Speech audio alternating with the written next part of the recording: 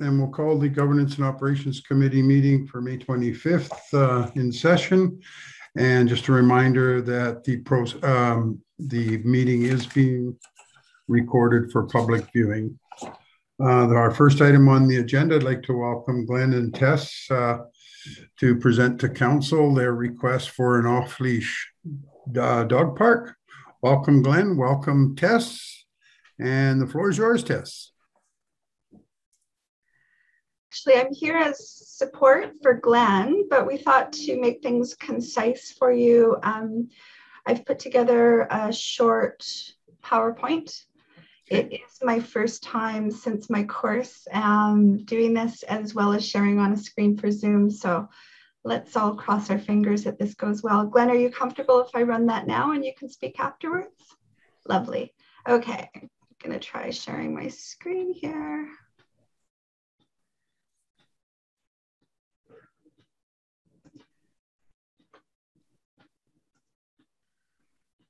I don't know what you're seeing there. Are you seeing it? Yeah. Yep. Dog Park Initiative with the City of Trail logo. That's wonderful. Good. Thank you. I'll just continue. I'm not going to narrate. I'll just go slowly so that you can read it. And please ask me to stop if you need me to go back.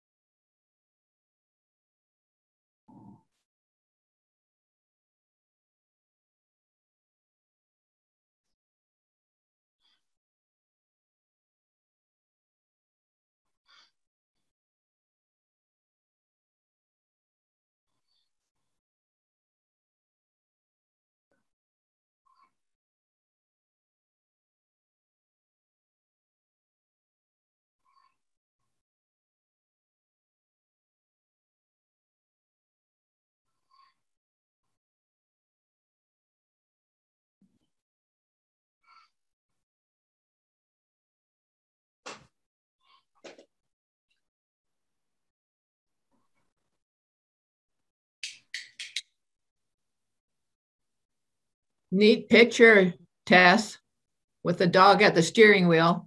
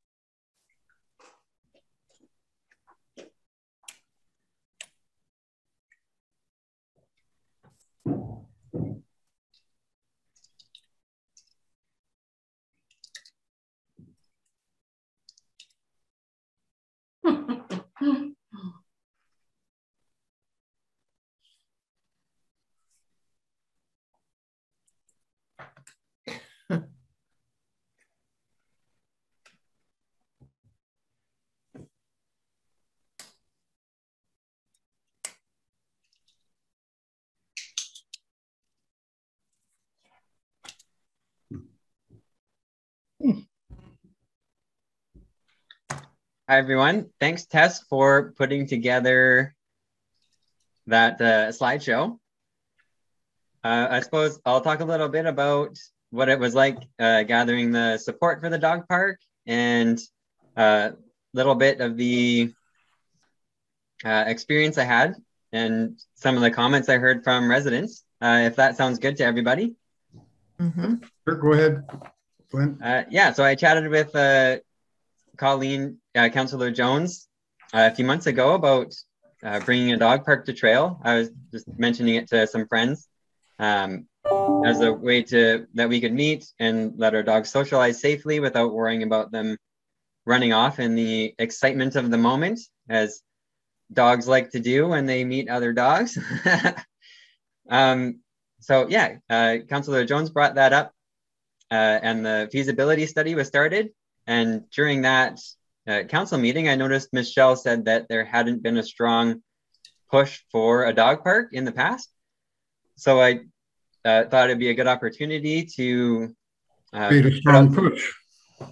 Put out some flyers at local businesses and make some posts on Facebook and Instagram. And there was a huge amount of support. Over 600 people signed the sheets, either through the businesses or requesting to be on the supporter list through Facebook and Instagram. A lot of people volunteered their time. A lot of businesses volunteered some storefront space. A lot of positive response.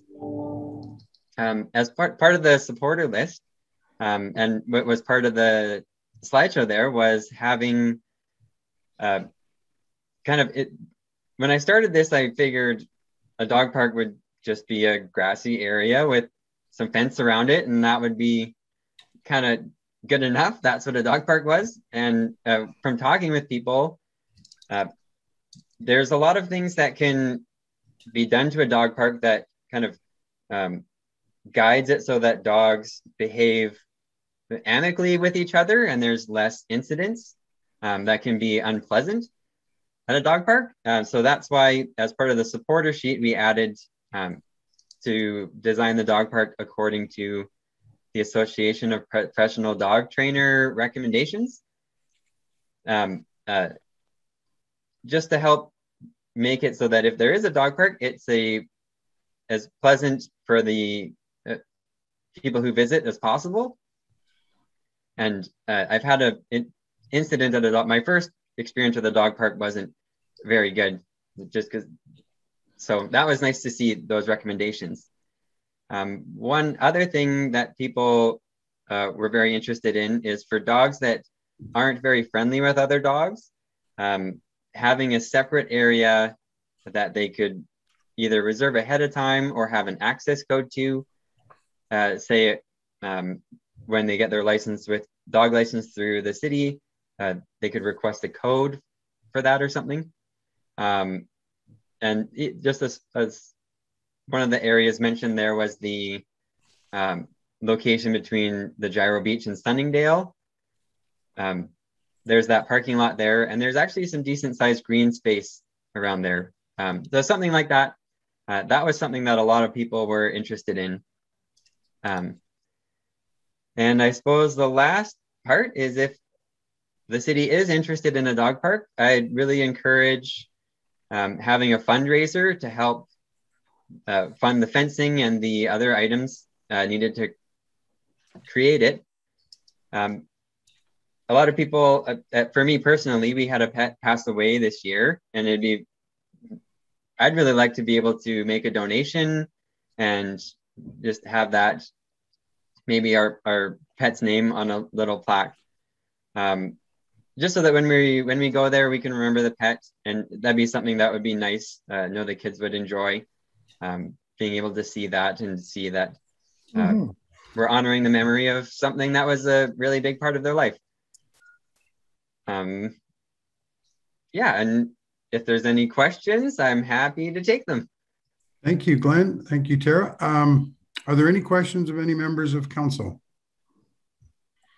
Carol? I just wondered, have you participated in other dog parks and see what their terms of reference or their recommendations are in terms of owner access?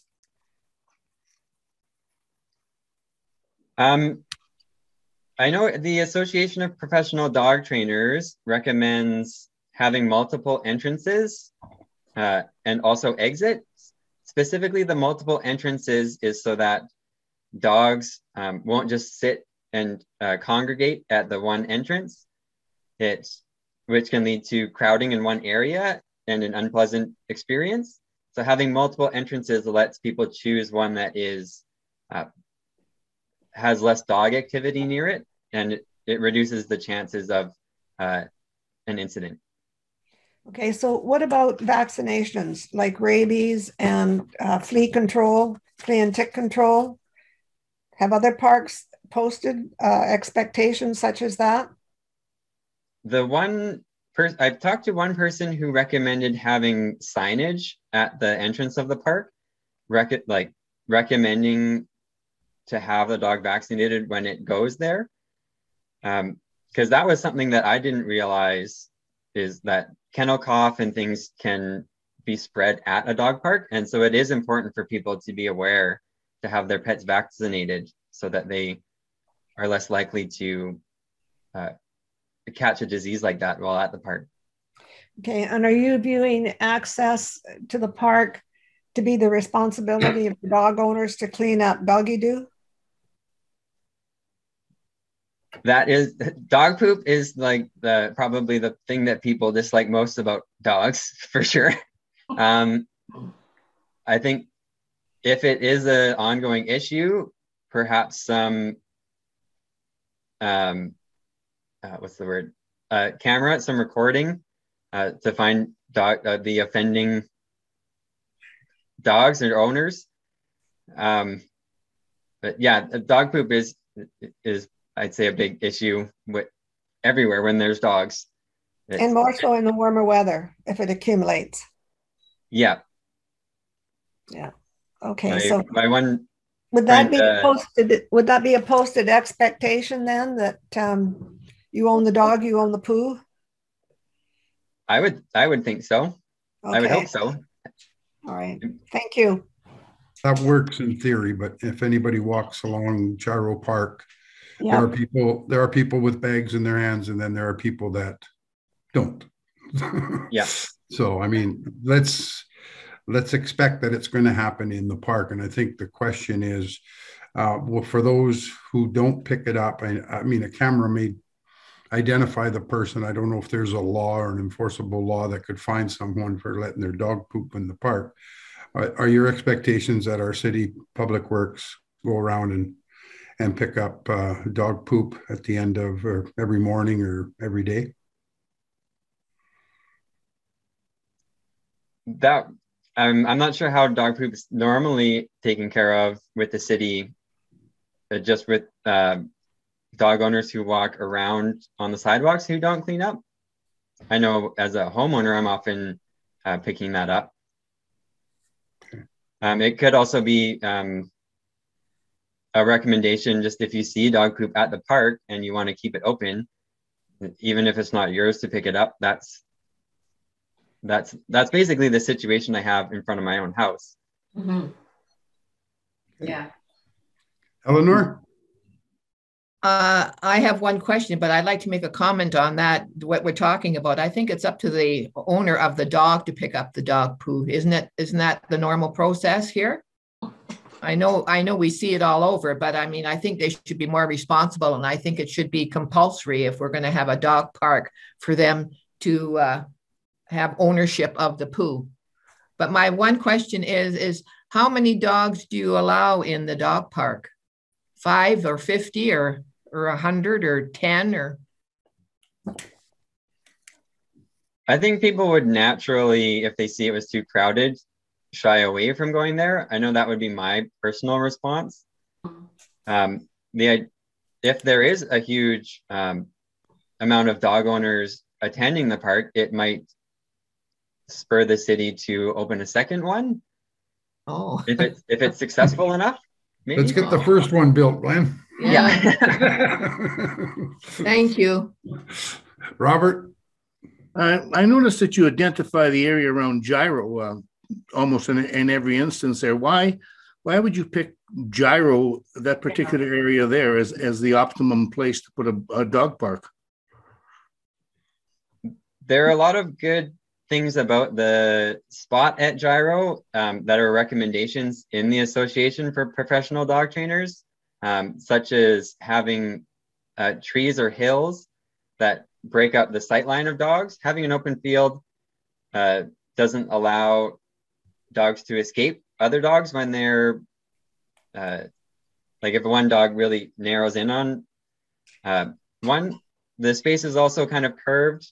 Having 90 degrees angles in the fence can result in a situation where a dog's trapped in a corner and can result in an incident. So Gyro is a good has a lot of good parts to it. I don't know if there's any one space that is best or better than others, but Gyro is a good location just for the number of things that it has that the Association of Professional Dog Trainers recommends. Thank you. Would you mind if I just added to that, Glenn? Yeah, I do walk my dog down there twice a day. And what I've noticed since the skate park has started, it's just a really lovely place for families to congregate. Presently, families with dogs are using that intermediate section between the skate park and the proper park as their own kind of open field anyways. It does present some problems to dogs that are on leash. But what I think I like the most is just the flow and the community and the socializing and just a really good vibe, good energy, having people utilize that park for what it's meant for, which is to socialize and have fun and get outside. So in addition to what you said, Glenn, I just think it's an interesting flow that could be created, especially if maybe we got a couple picnic benches as well. Colleen, you had your hand up, Colleen? Yes, I did. Thank you, Sandy. I guess as everybody has noticed, because of COVID, I think everybody has got a dog, or if not one dog, two dogs. It seemed to be the thing for people with COVID, during COVID, got them out walking and out and about socializing and meeting other people with their dogs. So I think the timing of this is really good. But I guess my question too was, how come Gyro? And if you're specifically looking at where the boat launch is that where you're looking at, that walking area down there? Or is that just one of the areas that you're looking at? Because that probably would be the easiest one to fence off. Yeah, well, I think that if you consider the small amount of space and the fact that it's being used by people launching their boats, that space above the skate park is underutilized right now and quite open with, some decent shade. And as I said, that's the area where people are throwing balls for their dogs anyways. The area that Glenn was proposing up by the second parking lot halfway in between is also a really nice space, very shaded. The only reason I also listed Bingy Bay was the exceptional dog parks have access to water. So yeah, those are just three areas. I know David's been doing a feasibility study. He's probably come up with a lot of great things too. Okay, thank you. Any other questions of council? Okay, if not, thank you, Tara, and thank you, Glenn. Council will consider your submission, and there is some recommendations that are coming forward on our agenda, and we'll follow through with due process, and I'm sure you'll hear from council in due course. Thanks. Thank you, guys. Thank you. Thanks, Tess. Thanks. Bye for now. Okay, and you are welcome to stay. You are welcome to stay, but you may just want to mute yourselves and turn your video off. Sure. Okay. So we move on to the second item of the agenda, which are operational report, and we have from the Corporate Services Department. Michelle, were you going to speak to that? I will briefly. Thank you, Chair Santori. My department is small, including the bylaw enforcement officer, parking meter attendant, and my secretary. And we've had no change to this staffing complement in recent months, and not since we last reported to you. With the advent of virtual meetings, one opportunity that's presenting itself is the upcoming Local Government Management Association's annual conference. It's being held virtually from June 16th to 17th. I've signed up for it, and I know that there are several other senior staff members who are interested in attending. So it's allows us to take opportunity for the educational materials without the cost of travel. So great to be participating in that. With respect to corporate services operations, just to give you a brief update, as all of you are aware, the update of the city's official community plan was identified as a strategic priority for this council in early 2019. And we commenced with the project with the help of WSP in the fall of 2019. Quite a bit of work was done. There was some public consultation and some draft reporting prepared on the end of the consultants. But then when issues arose in the spring of 2020 with COVID and certain obstacles that were presented with respect to the public input processes that are very important in the OCP review, it was decided to put that process on hold. And now that our staff resourcing is back to where we would need it to be, we will be recommencing with the OCP review this year. I do plan to reach out to have further discussions with WSP to get a process in place for June. And we'd likely be looking to do some more of the public consultation late summer or early September as everyone's kind of back into the swing of business as usual. We've also been operating the city's RV park this year. We do have a COVID-19 safety plan in place. We opened up on May 1st. With all of our sites in operation, both RV and tenting sites. So a bit of a change from last year's processes where we were a bit more restricted in the use there. We are very closely monitoring the provincial restrictions related to travel. And as I say that, I realize that I don't have the latest news from the province that came at 1 o'clock today, but we will be sure to tune into that and make sure that our policies are aligned with both the PHO orders, as well as we look closely at what Parks BC is doing. So we make any changes to our reservation policy as required. I have been most recently providing staff support to the Community Safety Task Force and have been responsible for the oversight of grant funding that was received from the Community Action Initiative for an anti-stigma photo voice project that's being produced in cooperation with Interior Health.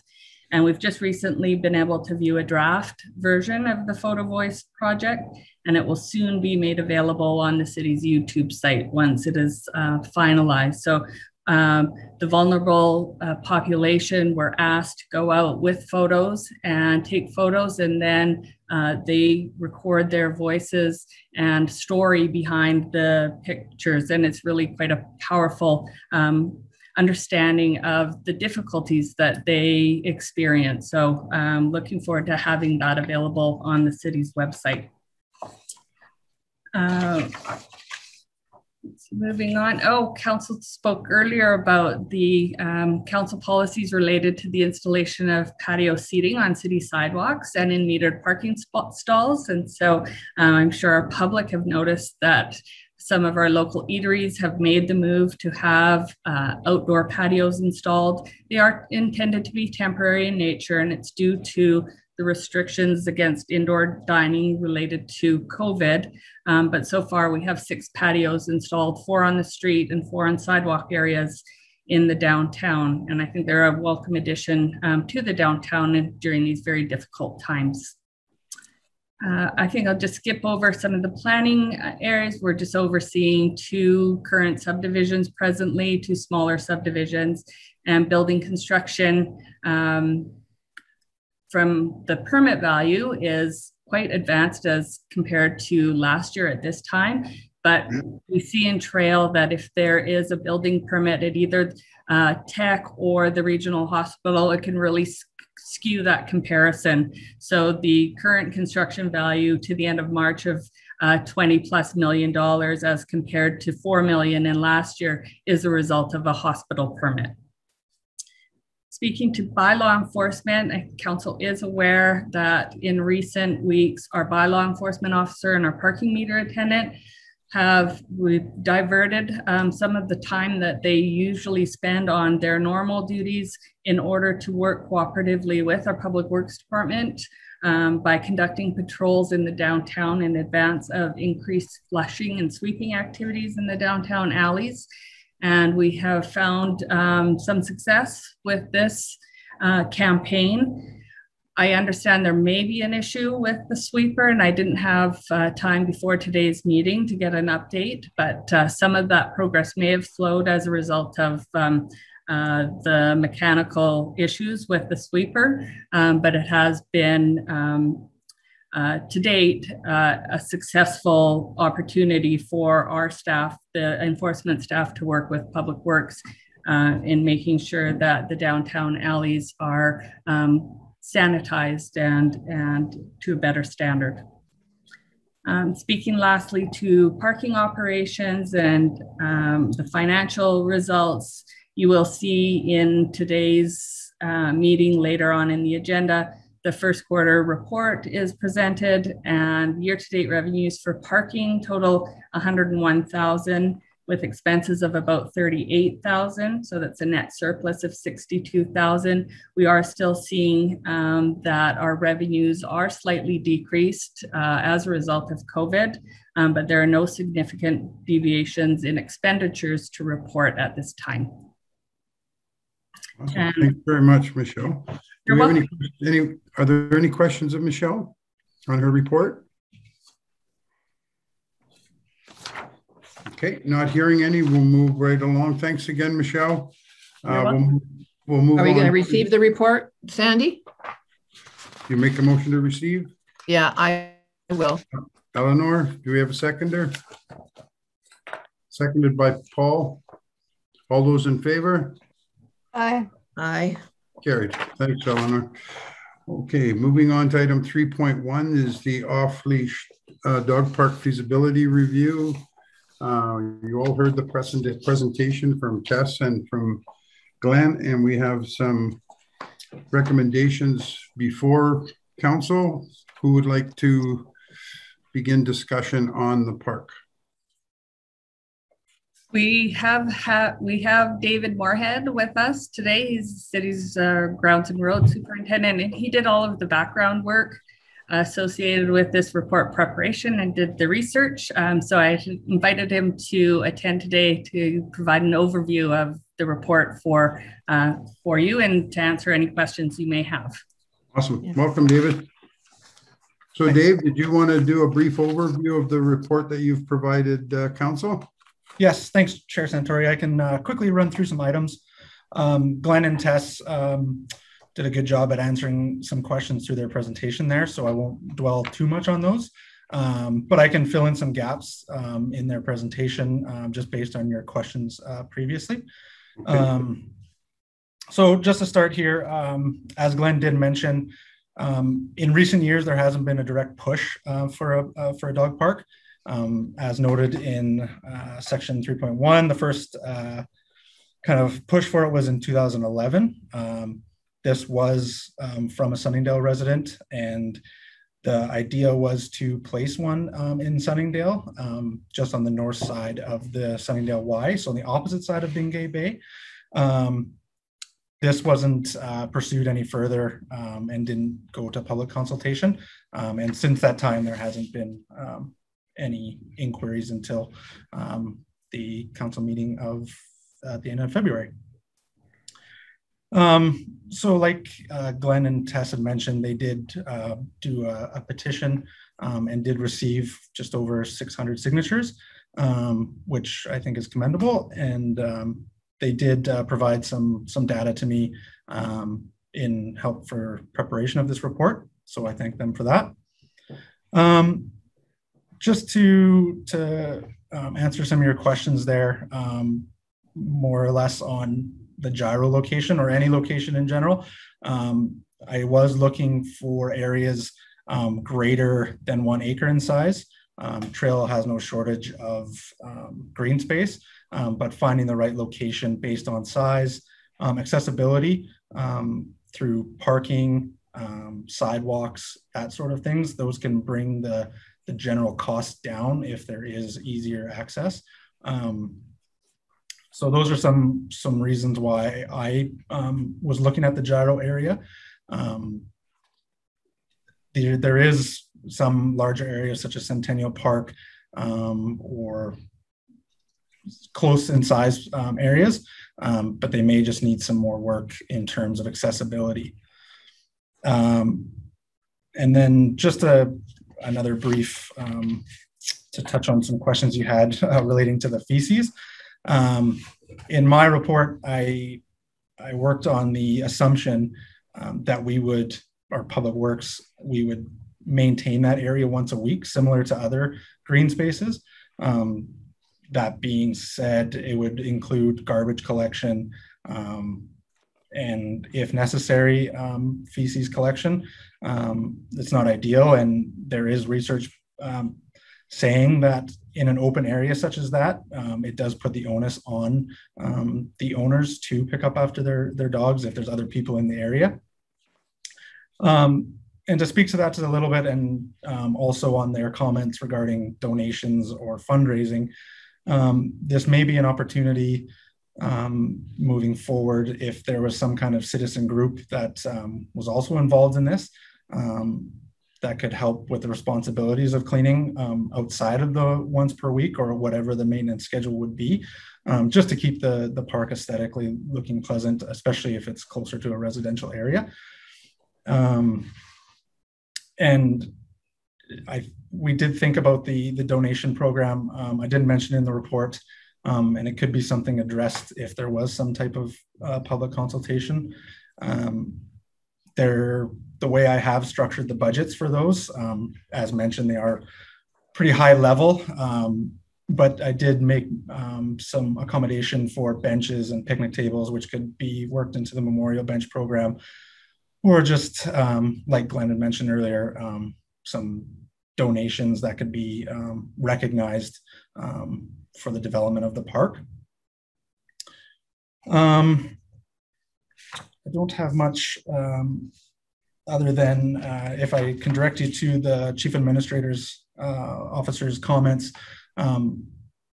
Although I had made my own recommendations, I do agree with his recommendations that prior to any location being determined at this time, that a public consultation program be developed with some locations placed on that, and we can do some reporting back to council with the results of that public consultation process. That way the decision is, if it is to go through with public feedback. Other than that, I don't have anything to draw a note of. If you have any questions, I can answer them to the best of my ability. Awesome. Thanks, David. Robert? We got quite a bit of pushback on that Sunningdale location, which is actually quite large if you look at it in terms of the long size there. So we got a lot of, just from the neighbors just on the other side, I can remember then, and some of you weren't on council then, but we got a lot of pushback. And I think you're going to expect to get pushback depending on wherever you put it, unless it's situated in some area that has a minimum impact in terms of residential areas. Like, I think if you try to put it in Centennial Park, you'd get a tremendous amount of pushback on that particular location. And I appreciate what you've done here. The size too is of concern. If it's a small area like 0.5 or something like that, makes it very, very difficult to have a really good dog park. So I think you have to have at least an acre, or hopefully an acre and a half. So the process, I guess, then, Dave, is to go out and take a look at these, get into some public consultation, hire an outfit to bring up some recommendations. I see on the recommendation here about on David's recommendation, and then get the feedback and move on from that. Is that the sort of the general idea of what's going to go on here? Yes, I think it would be important that any location should be reviewed by the public.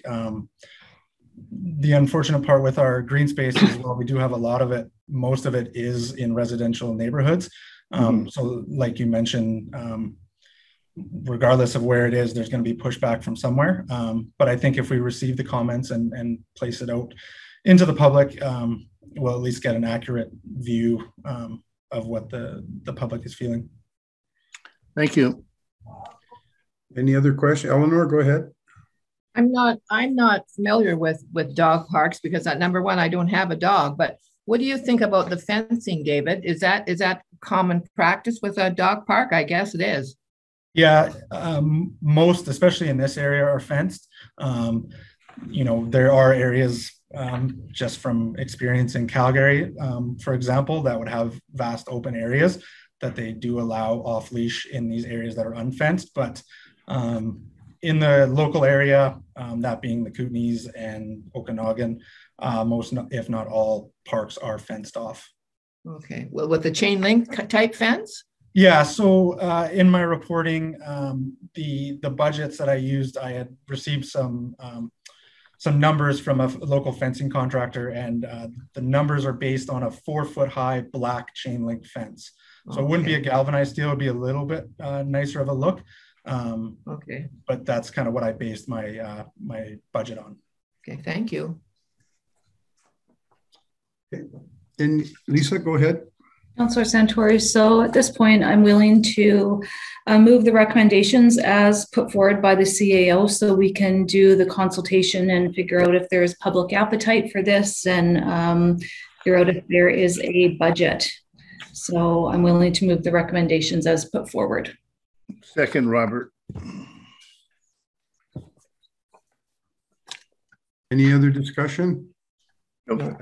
My question is, I think in David, it says that staff be directed to retain appropriate consulting services. Mm-hmm.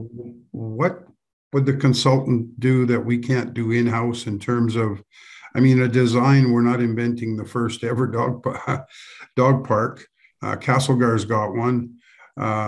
We know it's got to be fenced in.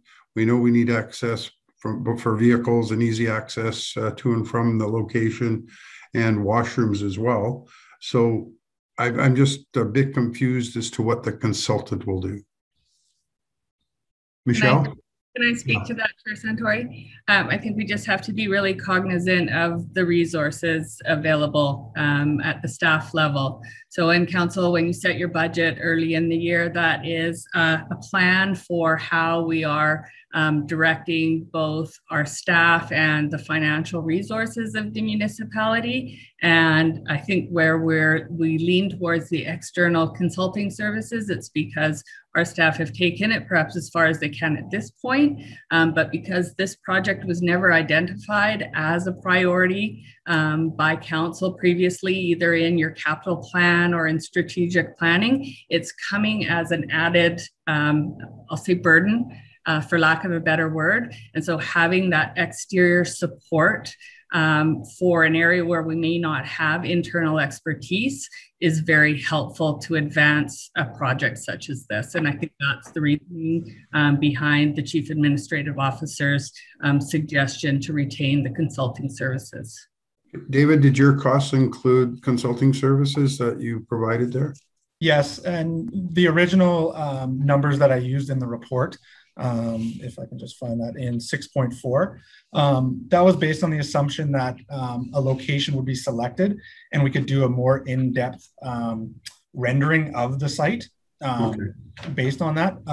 If we're going to move forward with the recommendations as the CAO has provided, it would be much more high level.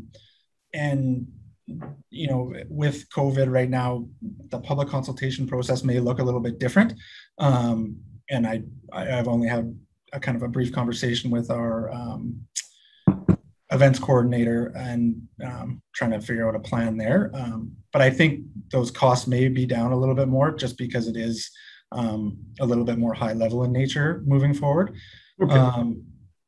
The only benefit to those numbers before was if they were doing a little bit of a more zoomed in renderings and such like that, the detailed design to push it further into the capital budget process would be less. But as of right now, the numbers should be less, and with further reporting after the public consultation process, we'd have a more defined number for further development.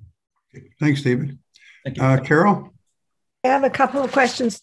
Michelle, are you expecting they would have to do an RFP on this? No, because of the dollar value, they'll likely just be able to seek some quotations.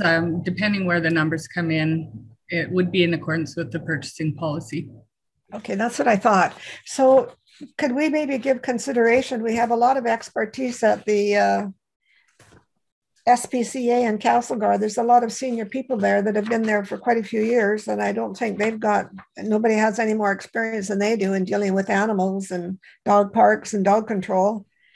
So could we perhaps ask them if they would be interested in some consulting? There is that opportunity. We do, through the regional district, contract with them for shelter services.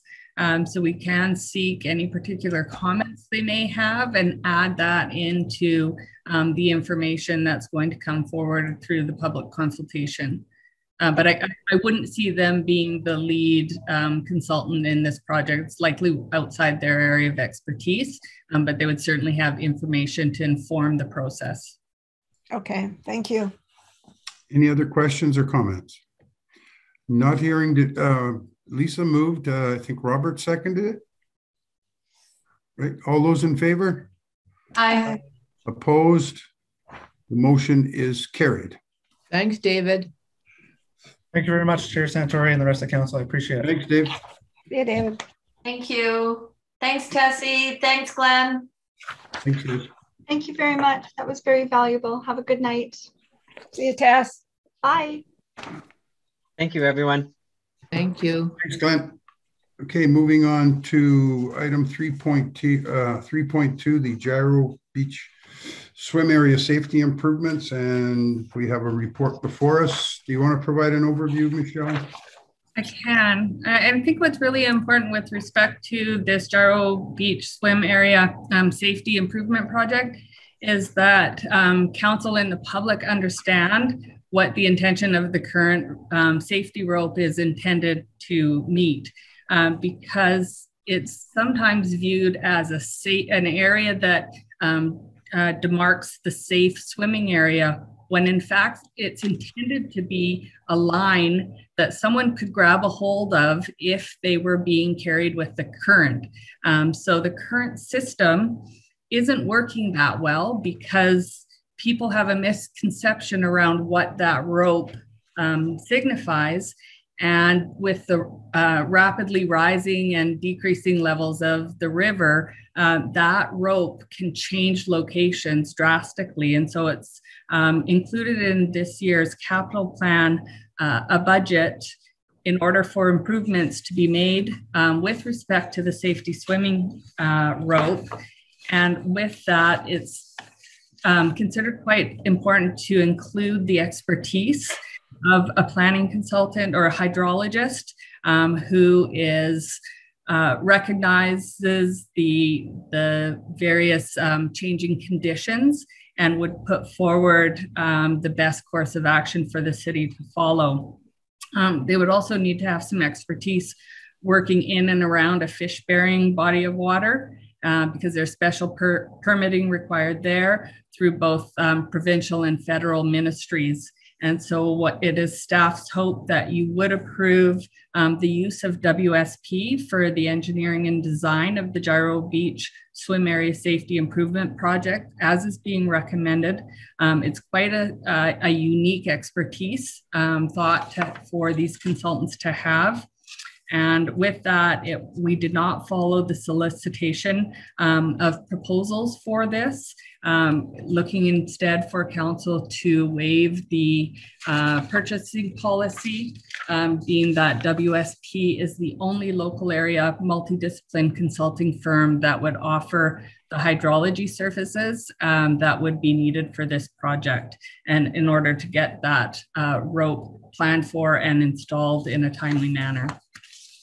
And so the recommendation is that council authorize staff to engage WSP to proceed with the engineering and design of the Gyro Beach Swim Area Safety Improvements Project in the amount of $56,600 plus applicable taxes in accordance with the proposal they put forward April 30th, 2021, and that council agree to waive the requirements of the purchasing policy where the direct award of the engineering services contract is seen to be in the city's best interest. I'll make that motion. Moved by Lisa. Do we have a seconder? Seconded by Colleen. Any questions regarding the project? Eleanor? Michelle, do we check this rope periodically to make sure that it's in place? Excuse me. They would certainly check that it's secured properly, but with the fluctuating river levels, the rope itself will move in and out with the current. So it's although it might be anchored properly at each point, or they'd even change that location, the rope may not be serving its purpose based on where the water levels are at any given time. So we really do need to come up with a better system to provide some safety mechanism there. Thank Robert? you. So it's $56,000. It's not simply dealing with the rope, is it? I mean, for $56,000 to deal just with the rope, I'm not quite sure. I'll just go on for a second, Michelle, before you answer. We proposed here about 12 years ago an extension of that point at the far down to the very bottom of the Gyro Beach, of extending using blocks, cement blocks, to go out towards the Onions in order to make a much safer place. I noted that in Castlegar, they actually did some work like that and were granted permission. Now, I know when we first decided, or the council of the day first decided to take a look at putting some blocks in there and blocking that off so that you had a much more convenient place to swim and a safe place to swim, the Ministry of Environment said no. Is there going to be any consultation with the Ministry of Environment from the people who are going to be doing this consulting in order to maybe extend that point further out so that people don't get caught into the bluebirds, I call them? That's what they call them, the little rapids at the end. Is there anything in that possible? I can't suppose what the consultants might suggest as the appropriate fix. As included in the capital budget that was approved by council, I can just read to you the project description. It would include the design and to design and install improved swim hazard identification to keep swim area open. The project will include a new safe swim area delineation and visual hazard level markers, and develop and install associated hazard information signage for the beach area. So any permitting that's required through either provincial or federal ministries would all be included within that budget. And you have included $69,000 for the project overall. We're looking at the award in the amount of $56,600 plus applicable taxes. Thank you. I just wonder if Sandy, do you remember that particular proposal, Sandy? Vaguely, long time ago. It was to put in about 3 of those big blocks down along the Bluebirds on the far left side there on the point, so that people wouldn't get swept into the current. And that would have made it almost like a pool, very much. And I don't think it would interfere with the fish. So maybe, Michelle, if you can, at some point, maybe have them contact myself, if you don't mind, and I wouldn't mind talking to them to see if there's any possibility. I never thought they would allow Castlegar to put in those pools, but they did. So maybe the conditions have changed in terms of, moving things around or getting a little bit of better access in terms of a protection from the main river. Thank you. Thanks, Colleen. Oh, thank you, Sandy. Councillor Santori. I actually think this is a really good idea because I know that it's something that I've looked forward to.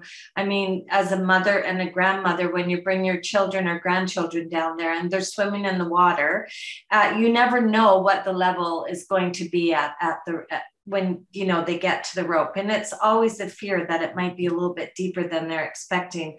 And I guess I kind of say that because, people that live here understand the river and the current, but when we have visitors come in and they go down to that area of the park to go for a swim, they might not, understand what the current is like or what the river is like.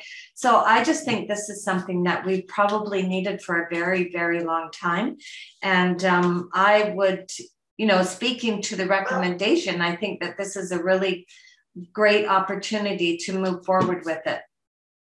Okay, thank you, Colleen. Any other comments? How does council want to proceed? Move approval. Yeah. As recommended, do we have a seconder? As recommended. Yeah, I seconded it. Okay. We did have the motion on the floor as per the recommendation, moved by me and seconded by Councillor Jones.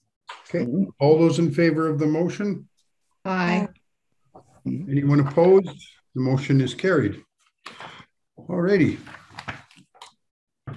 Commercial private use of parks, group fitness. Lisa, can I just get you to take the floor for about 1 minute? Oh, sure. All right, Ms. McIsaac, did you want to speak to this in absence of someone from Parks and Rec? I will, yes, thanks, Mayor Payson. So as council is aware, recently it came to the city's attention that there were some commercial operators of fitness establishments promoting the use of public space at Gyro Park for their fitness classes. With respect to the COVID restrictions, indoor group classes weren't allowed, and they were looking for a way to bring their fitness activity to the community, and were making use of Gyro Park. However, unbeknownst to them, we do have booking requirements in place and a COVID safety plan for Gyro Park that does not presently allow the booking for any external users because it is our premier park. It's a very, very busy park as it is. When the particular safety plans were developed for the park spaces, it was thought that Gyro Park should not have any external bookings made to it because of the numbers of people that congregate there I'd say without schedule. So we did send some correspondence to the two private fitness businesses, and they have said that they would like to see some changes made to allow their use of park spaces, not Gyro Park, but other park spaces that might not necessarily be utilized right now very heavily because of COVID. But with that, we do need to put an appropriate process and pricing in place.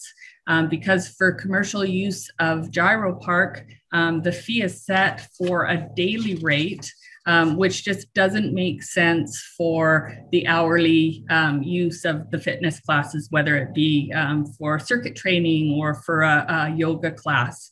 So with that, our Parks and Rec director set her mind to how to best develop a process for the booking of these outdoor park spaces, and consulted with some of her fellow directors in the Parks and Rec business who have been making public space available for these types of programs to proceed. And looking at kind of what is being recommended, we would look to include a fee for the use of parks. They would limit fitness activities to small groups. They'd certainly kind of follow the current health orders. Tricia is hoping to keep the administration of the program simple for both the city and the private operators, whereby they wouldn't need to book each and every hourly session, but instead utilize the park on a monthly basis. So looking to establish a fee for a monthly basis. And with that, we would need to make amendments to our recreation fees and charges bylaw, but that will be coming up very soon in early summer. So with council's agreement, we would suggest that a fee be put in place immediately. We know that COVID restrictions are changing all the time. There may not be much demand for this outdoor space moving forward, but just so we can offer the opportunity for a commercial entity to utilize a designated park space for their activity. With that, Tricia provided a review of fees within section 6 of her report. She is providing a recommendation that council agree to rates of $65 per month or $315 per season for 2021, but that fee be established at 50%. So although the fee would be set at $65 a month, as a result of the current COVID restrictions, would look at a 50% reduction there, recognizing that these businesses have been heavily burdened and impacted by COVID. They have premises in our community where they typically operate and are only using the outdoor space because they cannot congregate inside. And so that is the recommendations that are before you, and we do hope that you will support. Okay.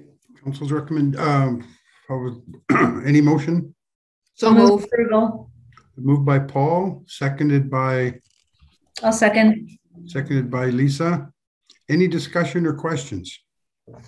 I Colleen?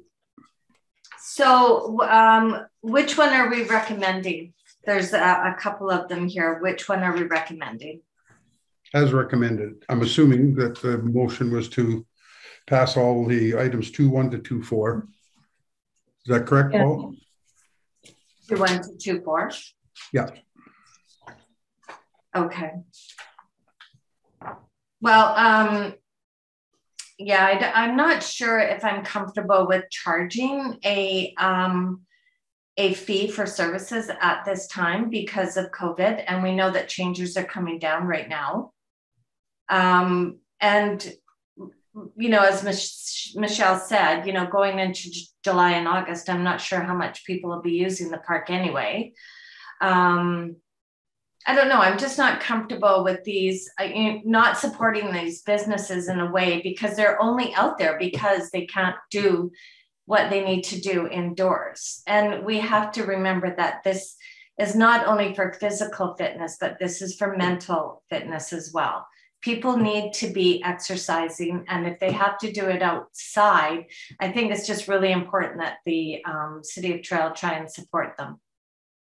And these businesses are losing participants and money anyway because people are not comfortable working out indoors. So I just think that, you know, we should really have a good look at this and consider all of those facts at this time.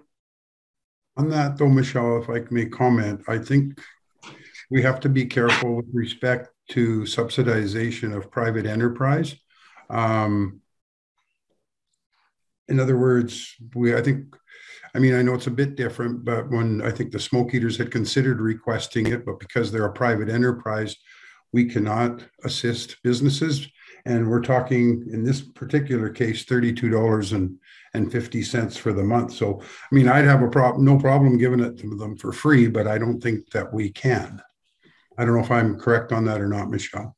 You are. Thank you, Chair Santori. And I didn't touch on it in my commentary, but Section 25 of the Community Charter does prohibit council from providing a grant, benefit, advantage, or other form of assistance to a business.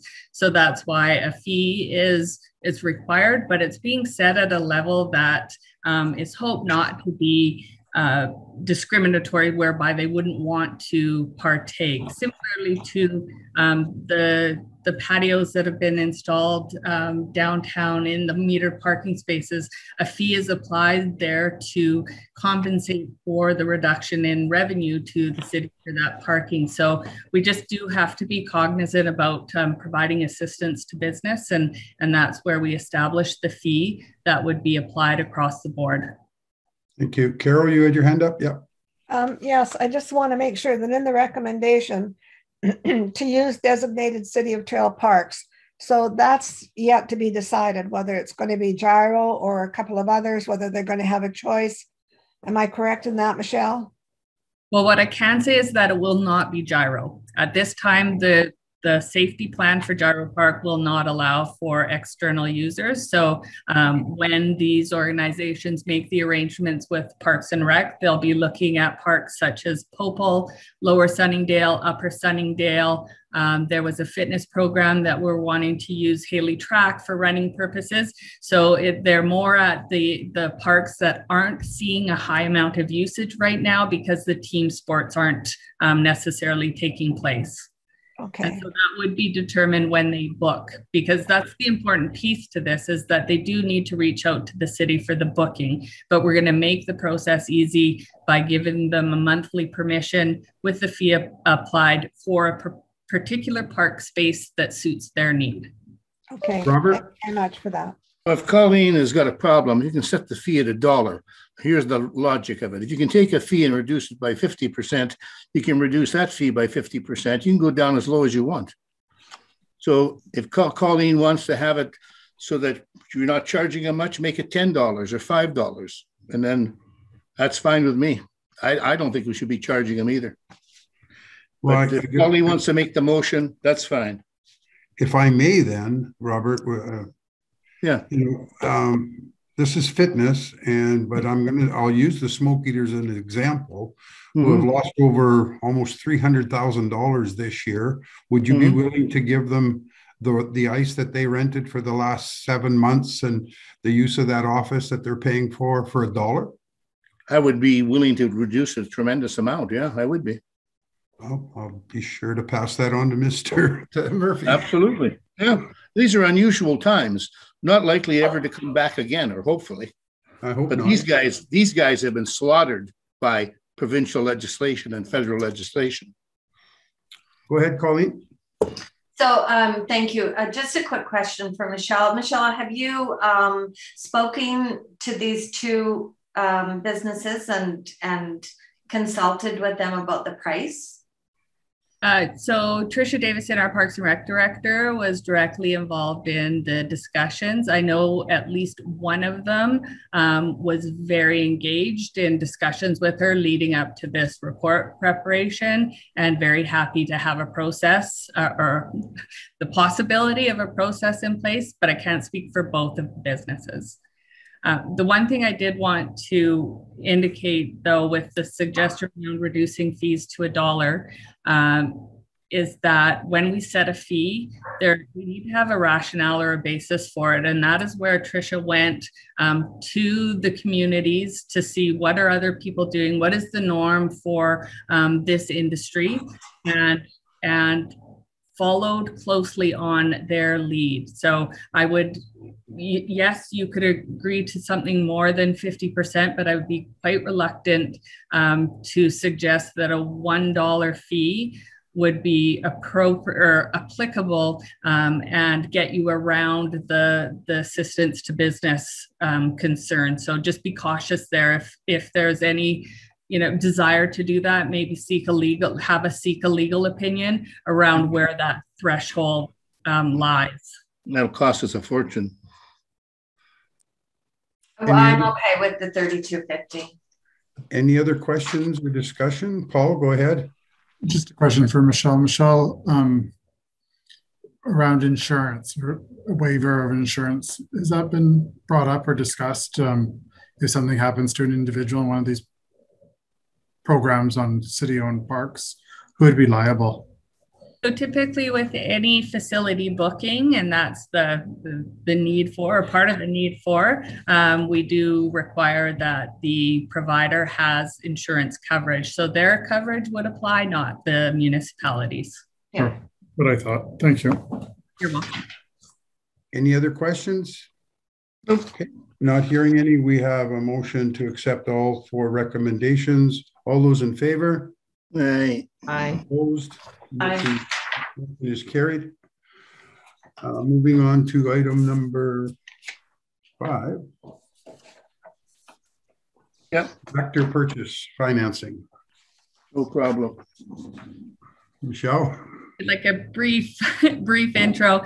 At the last Governance and Operations Committee, you did support the purchase of a Vactor 2100i sewer cleaning truck from Weimar Equipment. In the capital plan, that purchase was indicated to be funded through debt. And with that, we do need to make application through the Municipal Finance Authority. And so the reporting that's been provided by the Chief Administrative Officer provides the specific wording that needs to be included in the resolution of council so that we can secure the funding through the MFA. And that is outlined in the recommendation provided in section 2.1 of the report. Move approval, Robert.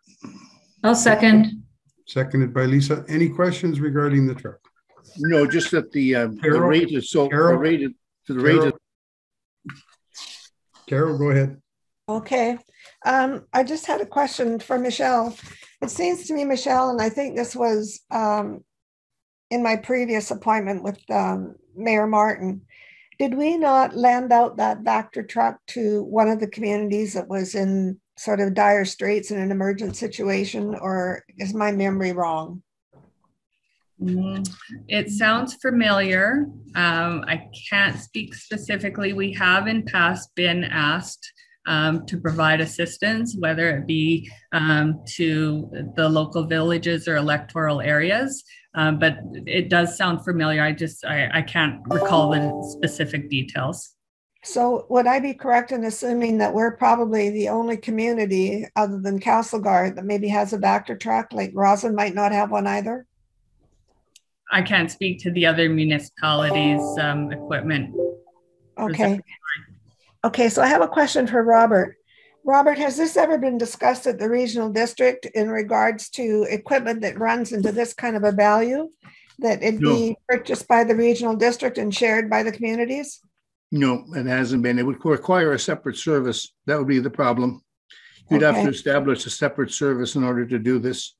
And the rate now is like 0.9% on MFA. So it's so cheap. It's unbelievable. Okay. All right. Thank you. And Robert, you were going to say something earlier? Well, I was going to say, yeah, the rate's so low. I could hardly believe it when I looked at the rate. Yeah, less than one. Michelle, do you had something to add? If I just add to Councillor Dobie's query, the city has quite a need for the street sweeping, for the sewer cleaning truck. Yes. So a shared piece of equipment for us would not likely be quite appropriate. It is a very important piece of the fleet. Right. Yeah. Thank you. You're welcome. Thank you. It was moved by Robert, seconded by Lisa. All those in favor? Aye. Motion is carried. Next on the agenda is the 2021 first quarter financial report for the period ending March 31st, 2021. If there are no questions or concerns, then the recommendation is that the first quarter report be received as circulated for information. I'll move that recommendation. Moved by Lisa. Do we have a seconder? Eleanor, any questions on the financial report? Colleen? You're muted, Colleen. No, I'm good. Thank you. Okay. Okay, all those in favor of the motion? Aye. Opposed? The motion is carried. And now we'll move on to grants and aid. Move receipt of the report. Moved by Robert, seconded by I will. Second. Eleanor. All those in favor? Aye. Opposed? The motion is carried. Next are three requests for financial assistance. The first one is for the Chairland District Arts Council, request for a cash contribution. Do you want to touch on that, Michelle? Yes, Chair Santori, thank you. The Chairland District Arts Council is reaching out to council to provide some financial support to an outdoor theater that they are hoping to host, if that's the best way, or a drive-in theater, I guess we should note it as. So they're looking to install some of the core blocks, the large concrete core blocks to put up a screen at a particular location. I don't have the details of that at my fingertips, but with that, they reached out to the Public Works Department for costs associated with the delivery and the lending of those core blocks. And the costs associated with delivery and pickup are estimated at the $630. And so the Arts Council is asking for council support of that through a cash grant in order that this outdoor theater can be developed. Move approval. It's a great idea. Moved by Robert, seconded by Paul. Do you have a question, Colleen? No, I was just seconding it. Got it from Paul. All those in favor? Okay. Aye. Opposed? Motion is carried. Next is the Career Development Services Getting to Home, a request for a cash grant. I will be leaving the meeting because I have connections to both these organizations. I'll see you at 6. Okay, it'll be noted. Thanks, Eleanor. I move $10,000. Do we have a seconder? Do we have a seconder? We don't have a seconder, it dies. I'd just like to make a comment on both of these to provide some context. I mean, I think in a world of COVID, particularly both of them probably equally. I know we've reduced our grant, over time, and we used to provide this organization a significant amount of more funds, and it was a very significant portion of our whole granting program, which is very generous. But I don't know if there's any appetite with grants probably being reduced from other organizations this year just because of the nature of COVID to provide a little bit more money for these organizations. The Getting to Home helps with placement of vulnerable people and trying to find them long-term home strategies where rent is being paid or subsidized. It's really difficult for a lot of marginalized people to be able to find that. Homes, just a roof over the head, otherwise they're homeless or transient. And then with the youth center, again, in these troubling times, I think there's potentially some family dynamics that are also troubling, and the youth center provides a safe place for children to go to. So, I wouldn't be looking for a doubling, but if there was an appetite of maybe to go up to $12,500 for career development services to give them a little bit more, and maybe $7,500 for the youth center is this year, just to try to get them through when they haven't had the ability also to fundraise, because you can't do that community outreach. And I think they're two highly needed services, and they're also dealing with populations. The majority of are the City of Trail, either children or vulnerable populations. Did you want to make that motion? There's no motion on the floor, Lisa. Okay, so I'll make a motion of $12,500 for the Getting to Home program. I'll second that one. We have a seconder. Okay, $12,500, you said, Lisa? Yes, for this year. Okay. Any discussion or questions? Not hearing any. All those in favor? Aye. Sorry, do you have a question, Colleen? No, I'm saying aye. Okay. All those in favor? Aye. Opposed? Motion is carried. Next is the youth center, and that's another request for a cash grant. So I'll make a motion just to continue on from what I'd indicated before, just for this year to consider funding $7,500 for the youth center for continued programming. Do we have a seconder? Carol? Yeah. Any discussion? Not hearing any. All those in favor of the $7,500 towards the youth center? Aye. Opposed? Motion is carried.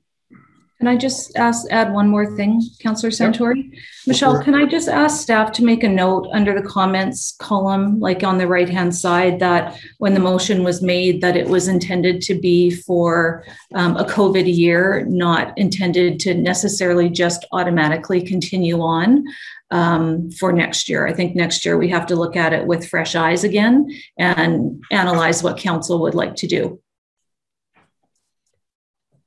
So the funding for both.